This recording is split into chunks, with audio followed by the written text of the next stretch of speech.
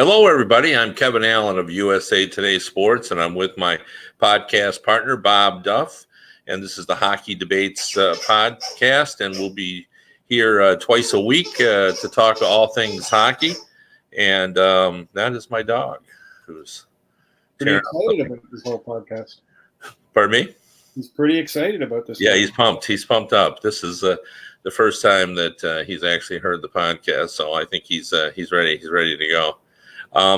Let's get into it right away, Bob, about kind of an interesting story that came out about Mike Babcock after he left or was let go as the coach of the Toronto Maple Leafs, and Sheldon Keefe took over, and the Maple Leafs seemed like a different team, and we'll get into that. But first, the story that's come out is how when Mitch Marner was a rookie, Mike Babcock had him rate the work ethic of everyone on the team, and then revealed what he had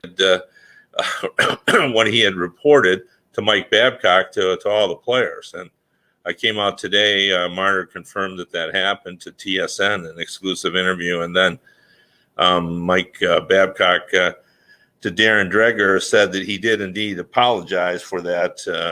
It was what he thought. What I think he described it as an idea that didn't turn out as good as he'd hoped it would. You'd have to wonder, though, on what planet were you living on to think that would be a good idea. I mean, hockey's all about, protecting the teammate, and, the team is bigger than the individual. And to put anyone on the spot like that, let alone a rookie, to basically not just embarrass Marner, but put him in a difficult position with his veteran teammates. I mean, I don't see what logically could suggest to anyone that there would be a positive outcome from that. Yeah, I would try in my head to think what Mike could have been thinking about. I could see where he might ask him to do that so that Marner would have to see if Marner had a good idea of who was working hard on the team and who he should emulate. But that would be between Babcock and Marner, and that's where the good idea stops. The minute it becomes public, then there's definitely an issue there. And, I'm guessing, like me, you're not surprised at this. When, Babcock was with the Red Wings, we heard all kinds of stories of players who felt, embarrassed by, something that had happened. I always say that people want to compare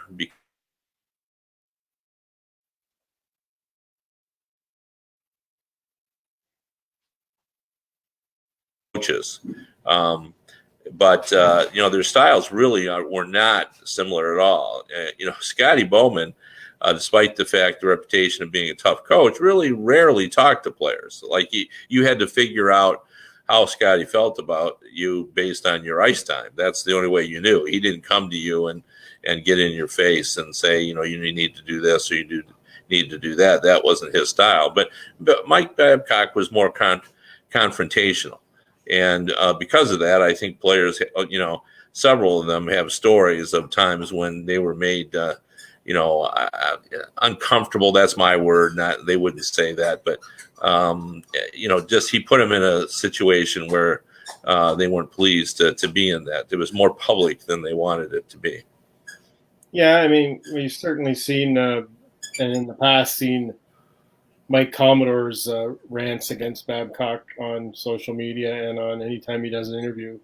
And people kind of always wondered why Commodore had such a venting anger toward Babcock. But I think, kind of now that Babcock's not in a position where he has power over any players, I think you're going to see more and more players start to come out with stories, because we've already seen Mark Fraser on social media back up Commodore and explain how the word was out around the league about Babcock that he would do stuff like this, and that some guys didn't want to play for him because of that. And I think if you looked at his history, I mean, he's had some pretty good teams, and he's only won one Stanley Cup. Yeah, no, that's true.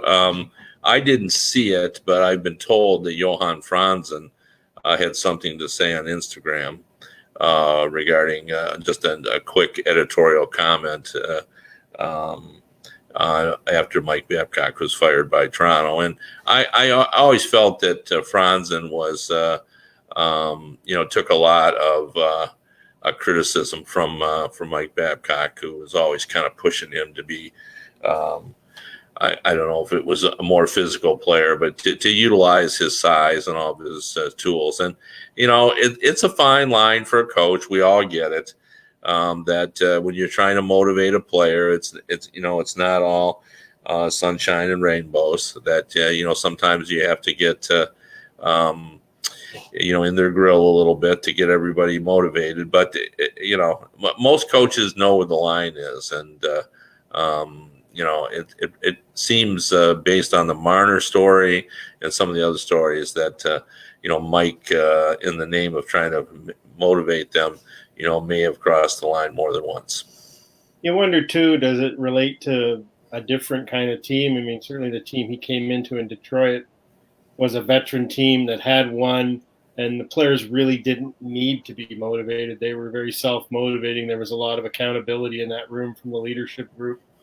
And he comes into a Toronto team that's building from the ground up with, pretty much all their core players are very young in years and NHL experience. Did he think that he needed to do different things to get the fire lit under these kids, or did he just not understand how to work and motivate kids? Yeah, no, that's a fair point, dealing with younger players. But I also think you got to be more careful with younger players as well. A veteran player can dismiss, a verbal lashing as, just part and parcel of, being on a team or having a tough coach. But, a rookie, it can have a long-lasting effect. I thought it was interesting that Mitch Marner just basically sloughed it off today in his interview with TSN.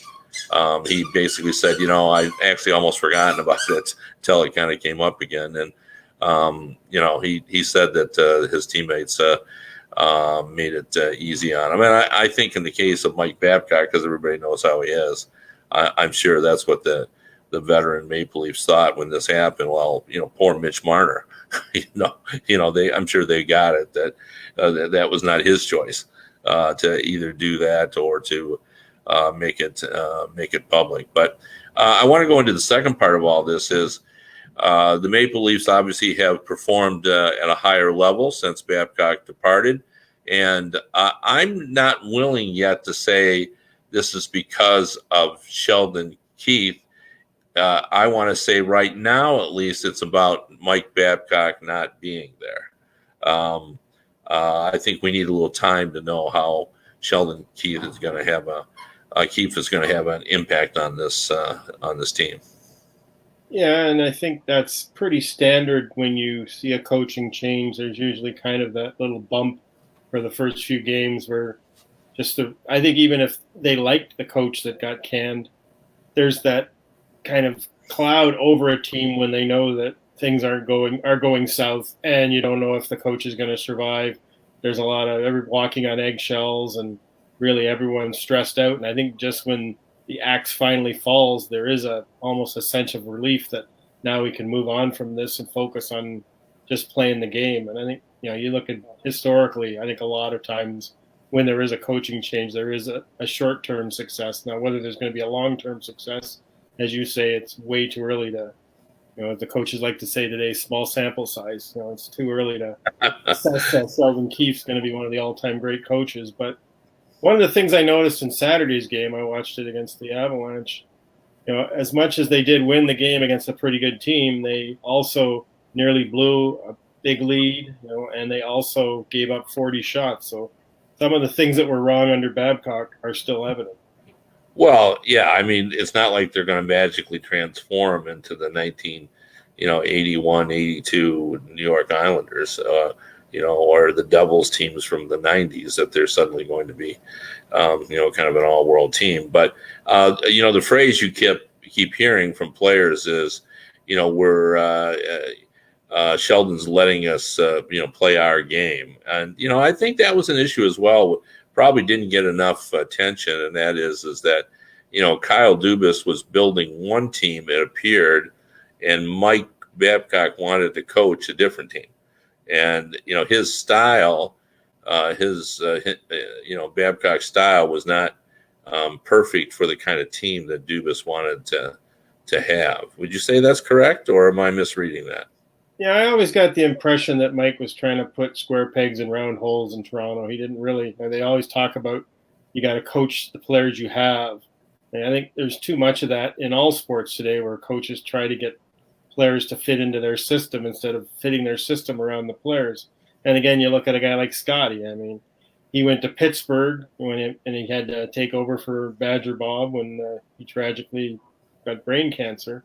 And Scotty knew he had a team that played offensive hockey and had a lot of scoring potential. And for a guy who treasured, winning the Jennings Trophy, or in the old days when it was still the Vezina Trophy, or the lowest goals against, he let that team freewheel and made them, as long as they played defense when it mattered, and he adjusted his style to what the personnel he had. And I think that's what makes a great coach, is recognizing that what you need to do to get the team to win. And I always say about Scotty, Scotty won when Vince Lombardi was coaching the Packers, and he was still winning when Bill Belichick was coaching the Patriots. Yeah, it is pretty remarkable, and that is really why he is the greatest coach in NHL history. Is the fact he was able to adapt no matter what era that we were in. That he was a completely different style coach than he was in the 1960s and 70s by the time he got to the Red Wings. And although some things didn't change, I remember I was just telling this story to someone today. I remember interviewing Scotty about his career and whether or not he had actually, told, when he got to the end of his career, told the players that he appreciated the kind of player they were, or the performance they turned in for him, or what they had done. He said he'd never done that. And he said it was actually one of his regrets that, he never, told Jean Beliveau how much he appreciated him, or he never told Mario Lemieux how much he respected him for, playing through the pain and so forth, or any of the, Red Wings that he had. That just wasn't who he was. That was, in his era, you didn't do those kinds of things, so, speaking of that, I wanted to bring this up because I just kind of heard this story as well about, things you don't think about with coaches in respect to their relationships with players. When Alex Ovechkin got married, Barry Trotz went over to the wedding, but didn't go to the reception. And the reason he didn't, he said, it's not my place to be at a reception for one of my players, because, my players were going to be there. And, things get a little rowdy sometimes at receptions, and players let their hair down a little bit. And he thought it would sort of rain on the parade of all the players. So he went to the wedding, flew all the way to Moscow, went to the wedding, and then a couple of days later he had lunch with Alex Ovechkin, but he didn't go to the reception out of respect for allowing his players to do their thing at the reception. So it's kind of an interesting story, and it really speaks to, how careful coaches are about their relationships and giving their players room and so forth. Yeah, anyway, go ahead. You wouldn't want your boss coming to the Christmas party, when all the employees are together. So I think it's the same idea. Yeah, no, he recognizes he's the boss, and those guys, if the boss is there, they're going to act differently than if the boss isn't there. Yeah, absolutely. And in the case of a wedding, where everybody wants to have a good time. But I thought that said a lot about, like I said, the relationship between coaches and players. Also says a lot about, Barry Trotz and how he kind of respected the fact that this was Alex Ovechkin and his wife's time and not his time, and wanted to make sure that wasn't, part of it. Let's talk about a couple other things that I want to get into. I was looking at the scoring standings again, and I just did the quick math, and I hope it's accurate in my head. But Draisaitl and Connor McDavid are at 151 point pace, I believe, or somewhere in that neighborhood.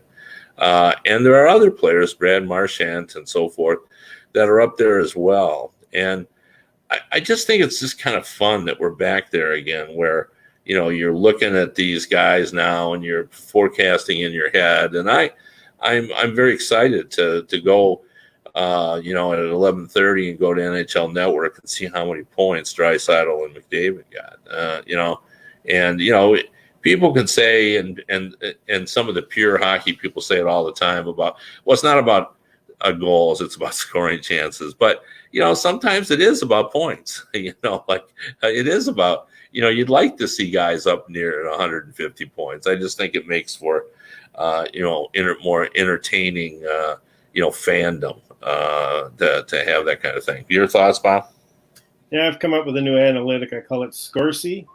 And the way it works is you take how many goals your team got and you subtract them from how many goals my team got.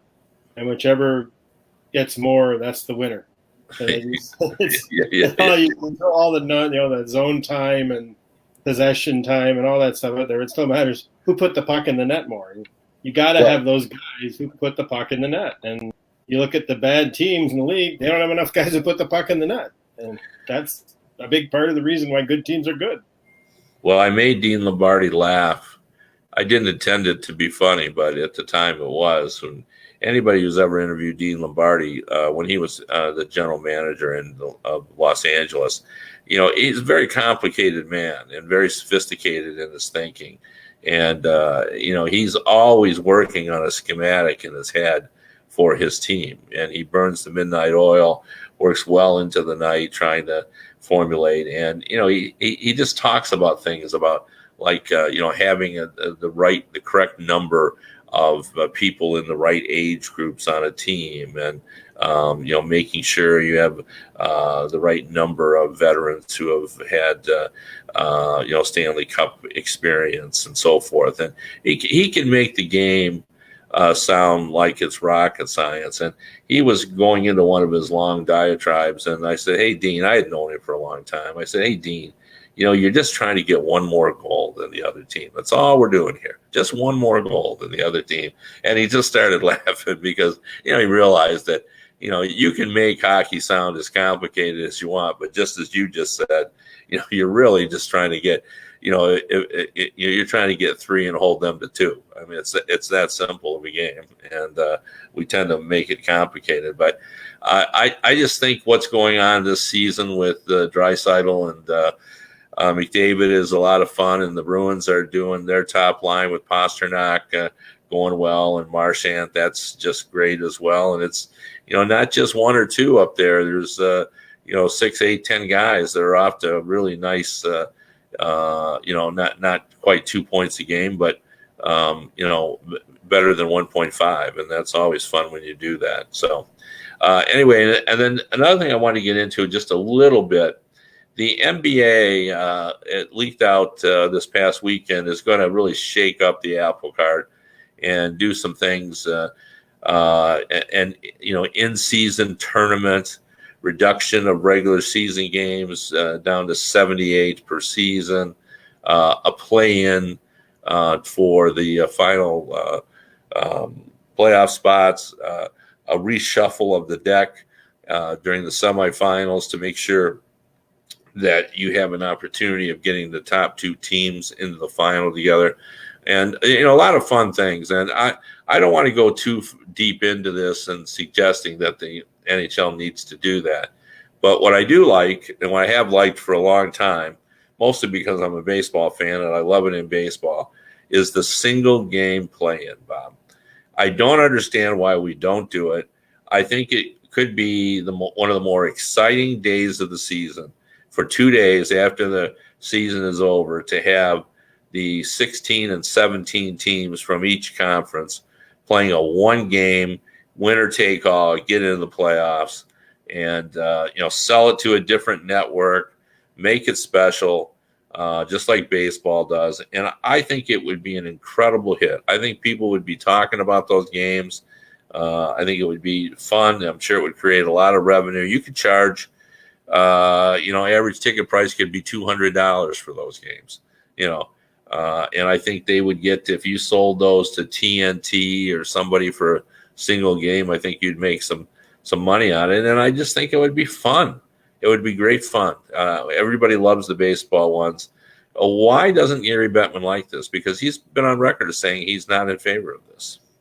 Well, we've seen it. We've both been around hockey a long time, and changing anything is so hard for them to do. But you would think they would look at some 3 overtime and see just how fantastic it's been and how much the fans love it, and think that, what's wrong with change? What's wrong with trying something different?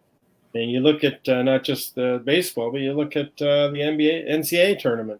Since they've added those play-in games, it's just even more exciting, and it gives more teams a chance. And that's all anybody wants in the playoffs, is a chance.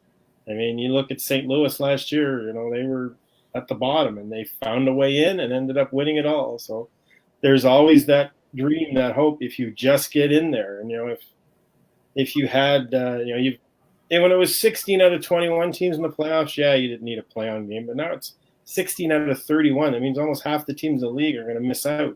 So almost half of your fan base won't have a vested interest in the playoffs. So if you were to add, they say, a play-in game in each conference, now all of a sudden you got 2 more teams on each side that have a chance to be part of the dance. And that's all anybody wants. Get in the dance and see how far you can go. Yeah, no, that's exactly right, and I think it's an opportunity. It's a hand not played. I don't understand why we haven't gone down this. I mean, like I said, all you got to do is look at baseball, and that game is just fun. And I've heard all the arguments. It makes sense if a team is 16 and 17 are separated by 1 point, but what if the 16 and 17 are separated by 10 points? And I say, so what? Don't put yourself into that position where you got to play that be that 16th seed. Before you get there, that if you're only good enough to gain that 16th spot, you're going to have to play off to hold your spot. Like, it's well accepted. It's not like they spring that on you the day before the regular season. Oh, by the way, now you got to win one more game. You know it going in, so avoid it at all costs. And if you get stuck there, that's just the way it goes. That's just part of the sporting landscape. But I would really like to see that. I've kicked around the idea. I did it on an earlier podcast with Tom Laidlaw. I'm intrigued by the in-season tournament, and I threw it out just for fun. I have no idea how they would do it. But, I'm a bit of a soccer fan, so I sort of get that, this is a standard operating procedure in Europe to have tournaments going on during the regular season. And they have these things going on. But what I suggested is that, we have the Gordie Howe Challenge Cup. And so you have the 31 teams. The Stanley Cup champion gets a first round bye. And then we start playing these games. But for the first round, when you're going from, when we go to 32 teams, it'll be easier. There'll be no byes. So we'll go down to 16 teams. But each team during the regular season would have a game that is designated as the Gordie Howe Challenge Cup, in addition to being a regular season game.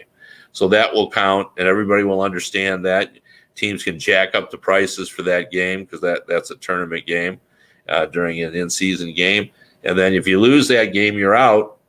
Single elimination, and now we're down to 16 teams, and now you have those games sprinkled into the season, and you play that, and then you get to the end, and somewhere in late February we have the Gordie Howe Challenge Cup championship game that's played on a Saturday night when there's no other NHL games. It's on a special channel. We play that, and then that's awarded. We move on, and we continue and play the into the Stanley Cup playoffs and play for the Stanley Cup. But the Stanley Cup is still the big prize, but consolation prize. Maybe you had a nice run in February and you won the Gordie Howe Challenge Cup. What's your thought on that, Bob? I like that idea, and I also like the idea of why not open it up beyond the NHL. I've said the same thing. Yeah. They have the same thing in European hockey that they do in European soccer, the Champions League, and they play down to a championship team. So why not have? They also have in soccer what they call the Super Cup, where the South American champion plays the European Cup champion. You could make it a home and home. You could make it a one-game showdown. why not have the Champion League team from Europe play the Stanley Cup champions? I like it. I like it. All right. Well, let's move on. I know you wanted to talk about Robert Bortuzzo and his 4-game suspension. Bob, the floor is yours. I mean, just compare 2 recent suspensions. Look what the NFL gave Myles Garrett for swinging a football helmet at Mason Rudolph. They basically said, "See you later. We'll tell you when you can play again."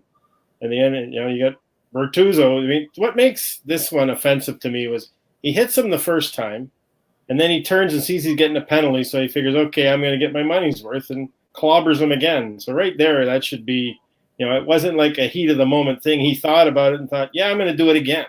So I don't see how this doesn't warrant at least 10, maybe 20 games. Like, at some point, the league's got to send a message to these guys and also send a message to the fans and to the stars of the league that, yeah, we care about keeping you in the game, because, maybe it's time, instead of putting guys like Chris Pronger and George Peros in charge of discipline, put a Mike Bossy or a Mark Savard, someone who had their career ended by one of these plays, in charge of discipline, someone who understands what it's like to be the victim. Maybe that's what we need. We've talked in the past about the fact, Arvidsson's out 3 to 4 weeks. At least that's what they're saying on this. And, Bortuzzo pays a 4-game price for that. And, there's always been discussion about the length of the suspension being equal to the injury, the length of the injury caused by the hit that resulted in the suspension. The problem with that, of course, we all know is that, if it involves Sidney Crosby and somebody else, then suddenly that guy is going to be out, 8 or 10 weeks with a hangnail, so to make sure that, if Sidney Crosby was the offending player, that he'd be out longer. So, there are a lot of reasons not to do it. But I think, and it is taken into account, but I think it should be taken into more into account is the extent of the injury. I mean, it just doesn't seem right that Bortuzzo, because that was that cross check had to be pretty heavy to put him out of the lineup for 3 to 4 weeks. Like, that wasn't a love tap. So I don't know. And for that reason alone, I thought it should have been just a little bit longer. For the most part, I find the people who have that job, it's thankless, it's hard. I wouldn't want to make the decisions they have to make. And for the most part, I side with. I thought Peros has done, for the most part, a decent job. But this one, I agree with you, Bob. I mean, it just seems like there was more into this hit than it needed to be. And because of that, he should have paid, I thought, a stiffer penalty for that. I just thought that was pretty obvious, but they didn't see it that way. And I think the fact that he hit him twice, like the argument, right. It was a hockey play. Well, the second one wasn't a hockey play. The second one was, I'm going to hurt you because I'm getting a penalty. Yeah, no, that's exactly the case. The second one was he was frustrated that he was getting a penalty. He didn't even think he should have a penalty, and then so he was frustrated by that. And he thought, well, I'll get my money's worth. That's the way he viewed that. So we're running out of time, but just real quick, the Keith Yandel story over the weekend was another example of how tough hockey players are. Gets 9 teeth removed because of a shot to his mouth, and ends up coming back and playing in the third period. Gets extensive dental work the following day, and then plays like nothing happened. And I guess that's why he's in a Iron Man situation. So. Well, it's interesting that you look at the defensemen who've held, like, for a defenseman, the Iron Man streak. It was Tim Horton for years. And, certainly Tim Horton was, when you talk about, and people didn't think of him as a tough guy because he wasn't a fighter, but, I mean, strong as an ox. I actually know the guy who roomed with Tim Horton in junior at St. Mike's. And he said they used to clean out the common room and play ball hockey in there at night because they stayed in the dorm at St. Mike's. And he said they had these giant, those old wooden desks like your teacher had in school that looked like they weighed about 1,000 pounds. Right. Tim Horton would pick one of those up by himself and just carry it out of the room to play hockey. And then you follow him with a guy like Carlos Straston, who somebody, again, probably wouldn't associate them with being a tough guy or tough player. But to me, any defenseman that puts together a long streak is impressive because their job is to get into conflict, to battle for the front of the net, to battle in the corners. You know, they're, no matter what defenseman you are, you're going to be in kind of one-on-one conflict situations frequently every game. So the odds of you getting hurt are significantly greater. And yet you see a defenseman play 500, 600, 700 games in a row. I always find that astonishing. Yeah, no, I agree.